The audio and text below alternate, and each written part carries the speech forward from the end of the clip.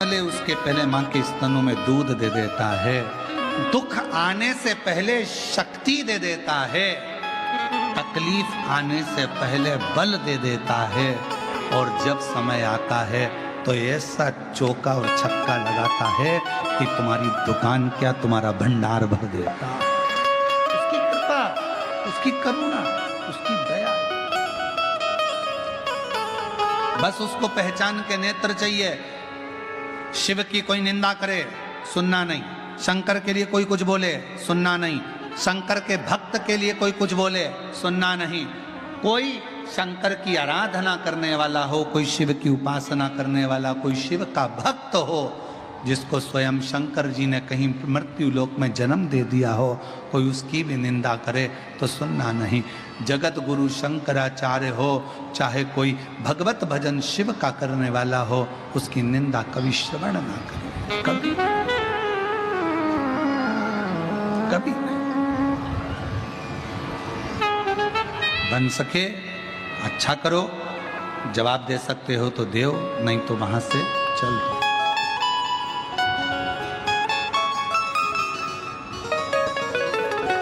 अपनी मेहनत अपने को करना, वो कहा ना हम सफर से,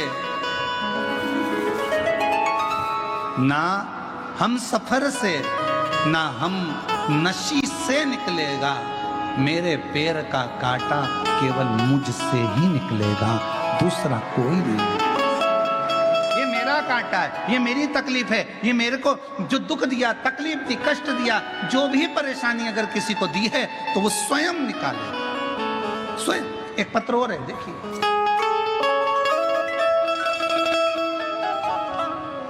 नीलेश जाधव, मेरी पत्नी वैशाली जाधव छत्रपति संभाजी नगर के निवासी हैं। बाबा 8 साल तक औलाद नहीं थी, किसी के कहने पर लोटा भर के जल चढ़ाना प्रारंभ करा, सफेद आंकड़े की जड़ का प्रयोग किया और बाबा की कृपा से गर्भ 8 साल बाद ठहर गया।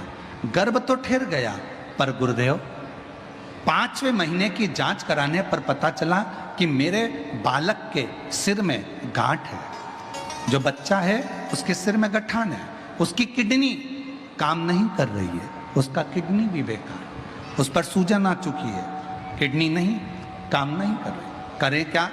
बहुत घबरा गए। तब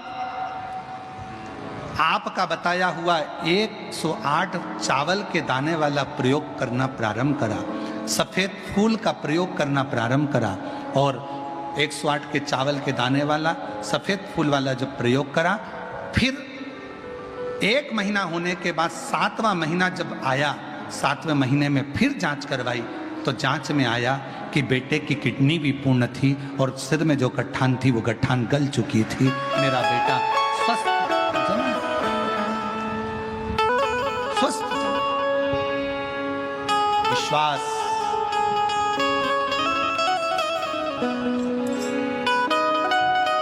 शिव की भक्ति देवताओं के लिए अमृत था, देवताओं ने विष नहीं पिया, शिव जी के लिए गया विष का कटोरा भगवान शंकर के पास।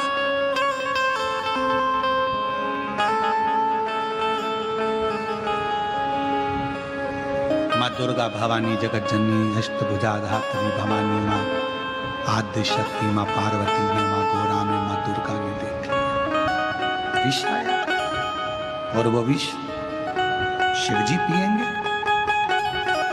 माँ जगदम्बा को शिव की चिंता नहीं, माँ जगदम्बा को संसार की चिंता नहीं, संसार की चिंता। क्यों?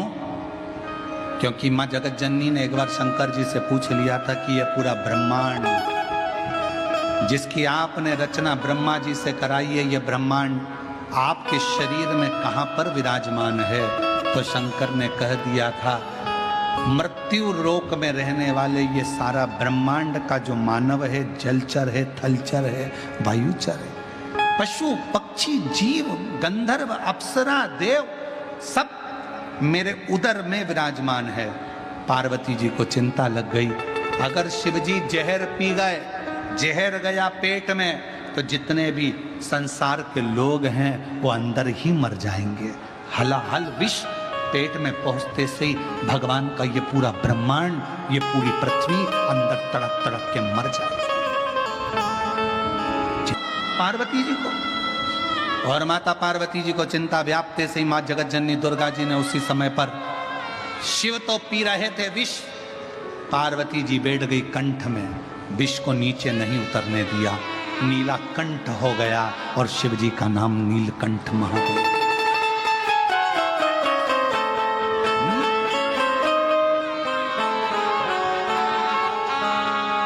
देखा नंदी बेचैन हो गया, शिवजी ने विष पिया, 2 बूंद गिरी तो सांप बिच्छू ने ले लिया, नंदी बेचैन।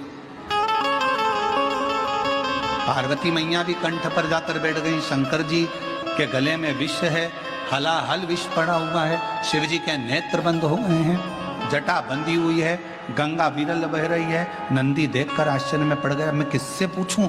नंदी दौड़े भगवान नारायण के पास में, नारायण भगवान से कहा शिव जी ने विष पी लिया है। भगवान विष्णु बोले वो विष तो हमने ही भेजा था। आपने? हाँ। क्यों? मंथन में निकला था। नंदी ने कहा मंथन में तो अमृत भी निकला था। वो नहीं, देवताओं ने लिया, विष शिव जी को दिया। भगवान विष्णु से पूछा कि विष शंकर जी के हिस्से में क्यों आया? भगवान नारायण ने कहा जो घड़ा बड़ा होता है ना, उसको बहुत विष पीना पड़ता है, बहुत विष पीना।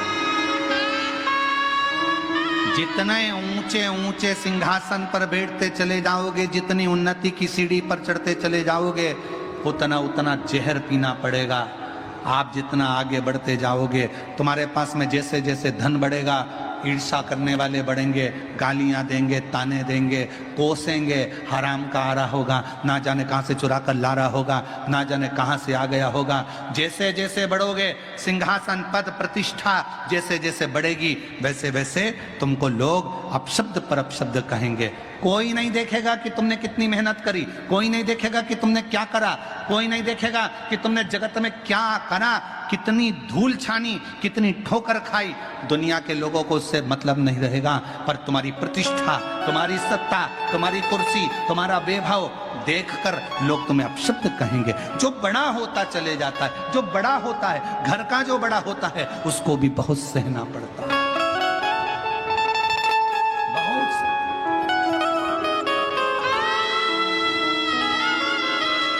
इसलिए मेरी जीजियों, हमेशा कथा में कहा है, आज फिर कहते हैं, बड़े मत बनना। घर में 2 बहुएं होती हैं, एक बड़ी एक छोटी। बड़ी बहू थोड़ी सी भी गड़बड़ी करे तो सास चिल्ला कर दौड़ती, तू तो अकल थी ना, तू तो बड़ी थी ना, तू तो समझदार थी ना। और छोटी फुल एंजॉय, आनंद में, आग लगे बस्ती में, अपन रहो मस्ती में। अपने को क्या करना है ना, बड़ी जीजी संभालेगी, है ना बड़ी भाभी संभालेगी, है ना घर के बड़े संभालेंगे। अपन तो पार्टी भी हो तो सबसे पहले मेहंदी मेहंदी मंडा, बफेट हो रहा है, शादी हो रही है, सबसे पहले खा पी के बढ़िया। और इतने में रिश्तेदार कहेंगे वो देखो छोटी को, ये पहले ही खाने बैठ गई, और वो बेचारी बड़ी कितनी काम में लगी है रे, बेचारी कितनी काम में लगी।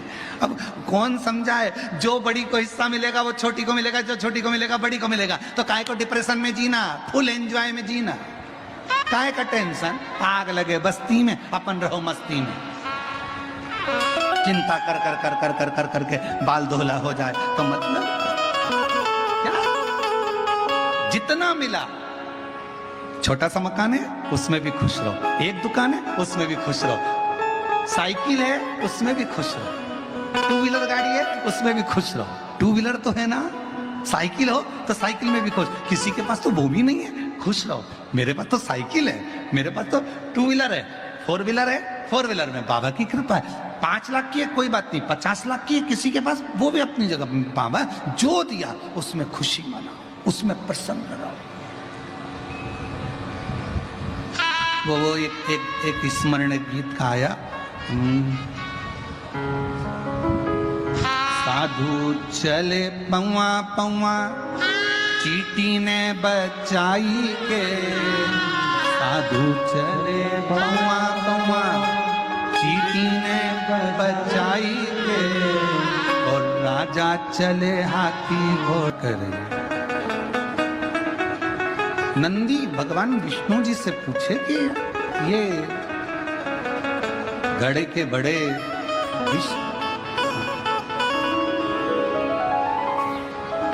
नंदी ब्रह्मा जी के पास में भी जाकर पूछे। फिर नंदी को लगा कि मेरे देव अधिदेव महादेव और मेरी माता विष को झेली हुई हैं। नंदी ने स्मरण किया जो बाल्य अवस्था में पार्वती जी ने अपने तप के जल से बेलपत्र का जो वृक्ष उत्पन्न किया था, नंदी ने उसी बेलपत्र को तोड़कर शिव जी के कंठ पर उस बेलपत्र को रख दिया। रखते से ही शिव जी ने अपने नेत्र खोल लिए। ऐसा बेलपत्र क्यों? एक बेलपत्र भीतर के विष को भी समाप्त कर देता।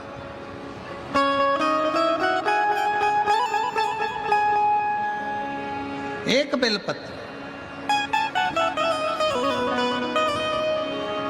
कुबेरेश्वर बाबा के धाम पर आप जब दर्शन करते होंगे तो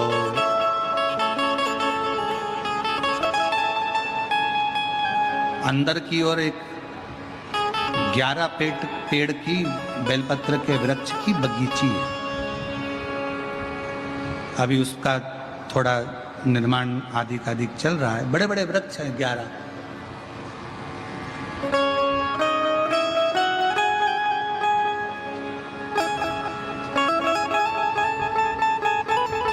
और बाबा का ही पुराना बट वृक्ष कुबेरेश्वर धाम पर है। आप लोग उसके भी दर्शन करे होंगे।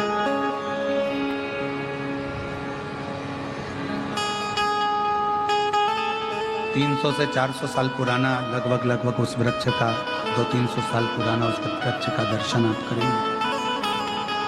पीछे की ओर कभी करे हो तो इसमें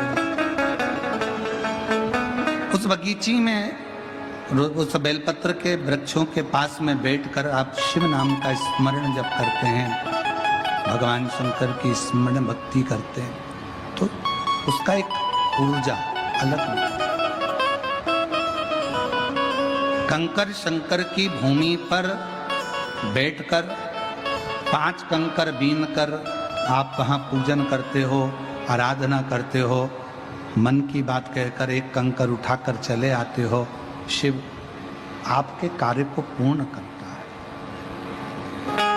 फिर निवेदन करूं, सब दूर से जब धक्के खा लिए हों, कहीं से काम ना बने, बहुत हार चुके हो, तब एक बार मेरे कुबेरेश्वर बाबा के धाम में जाकर उसकी आराधना करते। और जब वो देना चालू कर दे, तुम्हारी झोलियां भर दे, खुशियां दे दे, फिर उसके दरवाजे पर जाना बंद मत करो। साल में, 2 साल में, 6 महीने में, 3 महीने में, 1 महीने में जाकर उसकी आराधना करो। एक बेलपत्र नंदी ने लेकर शिव जी के कंठ पर, जब विषम परिस्थिति होती है और उस परिस्थिति से निकलना होता है, तो बेलपत्र को ये आज कहना पड़ रहा है। कथा निकली है बेलपत्र की, इसीलिए कह रहे हैं, नहीं तो हम कहते नहीं। कई लोग कहते हैं गुरुजी आप कहते हो कि पूरी मेहनत करो, परिश्रम करो, पूरी मेहनत करने के बाद जब एग्जाम देने के लिए या किसी कंपटीशन एग्जाम में बैठ रहे हो, तो एक बेलपत्र के बीच वाली पत्ती पर शहद लगाकर शिव को लगाकर फिर जाओ। ये शंकर के शिवलिंग पर लगाकर क्यों? क्योंकि ये संवाद कह रहा है कि पार्वती जी कंठ पर बैठी हैं, विष को नीचे नहीं उतरने दे रही हैं। नंदी ने एक बेलपत्र शिव के कंठ पर लगा दी। विषम परिस्थिति से निपटने के लिए शिव ने अपने नेत्र खोल। स्मरण एक बेलपत्र की छांव हमारे जीवन का सुख प्रदान कर देती है। आगे सुंदर ईसर जी गोरा जी जिस कथा को श्रवण कर रहे हैं, तुमरुका जी जिस कथा को सुना रहे हैं, चंचुला देवी अपने पति बिंदुक के लिए जो कथा का स्मरण कर रही है, वो कथा को श्रवण करते हुए 12 ज्योतिर्लिंग का स्मरण कराया। चंद्र पर काया का रोग हो गया तो शिव जी ने ही उसे मुक्त किया। जब बहुत बड़ा कोई रोग शरीर में लग जाता है, कोई बहुत बड़ी बीमारी आ जाती है, तो शंकर की आराधना करना मत भूलो, शिव को जपो, शिव का स्मरण। भगवान सोमेश्वर सोमनाथ जी के रूप में विराजमान हुए। कार्तिकेय जी रुष्ट होकर चले गए थे, तो भगवान शरणानंद कार्तिकेय बाबा को मनाया। भगवान शिव और माता पार्वती जी ने मल्लिकार्जुन के रूप में विराजमान हो गए। फिर वर्णन आया, दूषण नाम के राक्षस का संहार करा तो भगवान महाकाल के रूप में विराजमान हुए। विंध्य पर्वत को दर्शन दिया ओम के रूप में तो ओमकारेश्वर हो गए। नर नारायण को दर्शन देकर स्वयं भगवान देवादिदेव महादेव केदारेश्वर हो गए। और भीम कुंभकर्ण का बेटा था, जिस भीम का संहार शिव जी ने करा तो भीमा शंकर हो। हमसे कई जगह पर लोग प्रश्न करते हैं, गुरुजी आपको महाराष्ट्र वाले छोड़ते ही नहीं है, इतनी कथा महाराष्ट्र में होती रहती है। हम उनसे कहते हैं, पूरे भारत में जितने प्रदेश हैं, उन प्रदेश का अंदाजा लगाओगे तो किसी किसी प्रदेश में तो शंकर भगवान का ज्योतिर्लिंग नहीं है, और कुछ प्रदेश ऐसे हैं जहां पर शिव जी का ज्योतिर्लिंग विराजमान है। पर कोई महाराष्ट्र जैसा प्रदेश नहीं जिसमें शंकर भगवान के इतने सारे ज्योतिर्लिंग हैं। कोई महाराष्ट्र जैसा प्रदेश नहीं जिसमें शंकर जी के इतने ज्योतिर्लिंग, बाजू वैद्यनाथ, नागेश्वर, आदि आदि, कितना कितना दर्शन, कितना दर्शन। कुछ तो है महाराष्ट्र वालों।